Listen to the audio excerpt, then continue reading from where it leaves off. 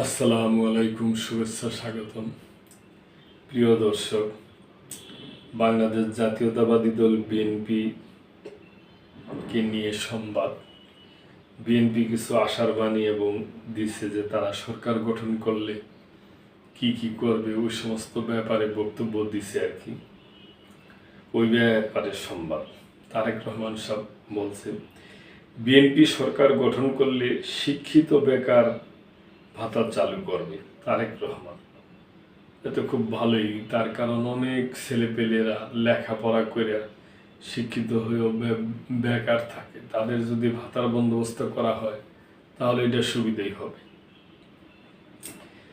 দেশের শিক্ষিত কর্মহীন ব্যক্তিদের জন্য বিএনপি বেকার ভাতা চালু করার বিষয়ে ভাবছে বলে জানিয়েছেন দলের ভারপ্রাপ্ত চেয়ারম্যান তারেক রহমান। তিনি বলছেন, আমরা চেষ্টা করছি যারা চাকরি পাননি তাদের জন্য একটা শিক্ষিত বেকার ভাতার ব্যবস্থা করা। এটা 1 বছর পর্যন্ত থাকবে। এর মধ্যে সরকার তাদের কর্মসংস্থানের জন্য চেষ্টা করবে, শিক্ষিত বেকাররাও তাদের কর্মসংস্থানের চেষ্টা করবে।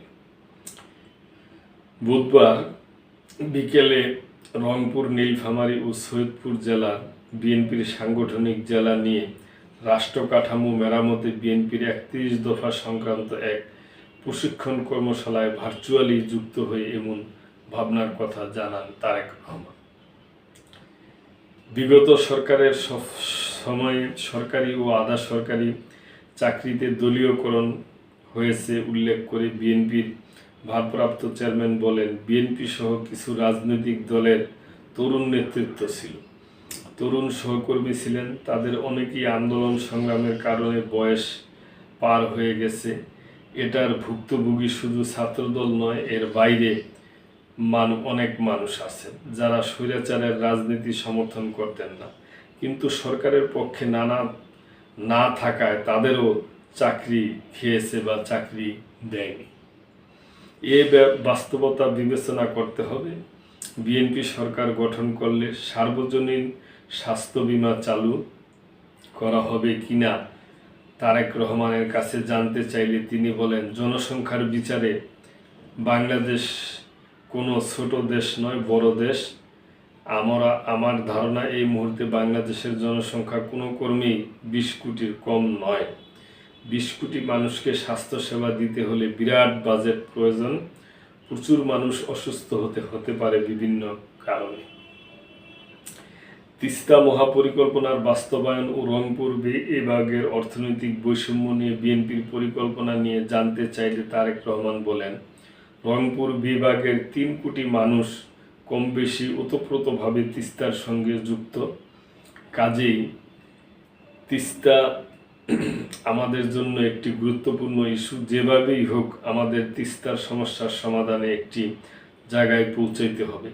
আমরা দেখছি বিগত 10-15 বছর তিস্তাকে নিয়ে রাজনীতি হয়েছে। এই রাজনীতি মানুষের ভাগ্যর কোনো পরিবর্তন করেনি। বিএনপির আয়োজনে লালমনিরহাটে তিস্তা বাঁচাও আন্দোলনে দেশ ও মানুষের স্বার্থে এগিয়ে এসে বিষয়টি তুলে ধরেছে। বিএনপির এ উদ্যোগ প্রমাণ করে আগামী দিনে বিএনপি দেশ পরিচালনার সুযোগ পেলে যে কোনো মূল্যে যেভাবে করলে মানুষের জন্য ভালো হবে, আমরা সেভাবেই তিস্তা প্রকল্প গ্রহণ করব। বিএনপির কেন্দ্রীয় প্রশিক্ষণ বিষয়ক কমিটির উদ্যোগে রংপুর জেলা ও বিএনপির সহযোগী সংগঠনের নেতাদের প্রশিক্ষণ কর্মশালা আজ বুধবার বেলা 11টায় জেলা পরিকল্পনা একাডেমি মিলনায়তনে শুরু হয়।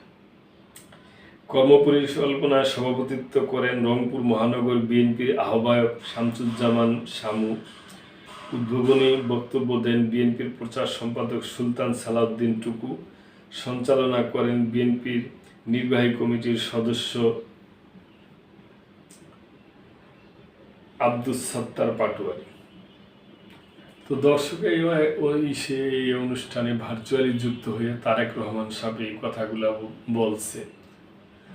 তা ওনারা কি করবে, তারা যদি নির্বাচিত হয়ে আসতে পারে, শিক্ষিত বেকার ভাতা দিবে এবং তারা অন্য তিস্তা মহাপরিকল্পনার কাজ করবে এবং তারা আরও যে সমস্ত কাজ করবে ওই সমস্ত ব্যাপার নিয়ে আলাপ আলোচনা করছে।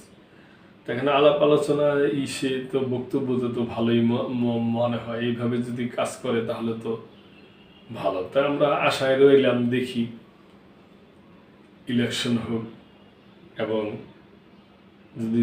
যদি ক্ষমতায় আসে এগুলো করতে পারে তাহলে ভালো। তো দর্শক, আজকে এই পর্যন্তই। ভালো থাকবেন, সাবস্ক্রাইব করে চ্যানেলটির পাশেই থাকবেন। আল্লাহ হাফেজ।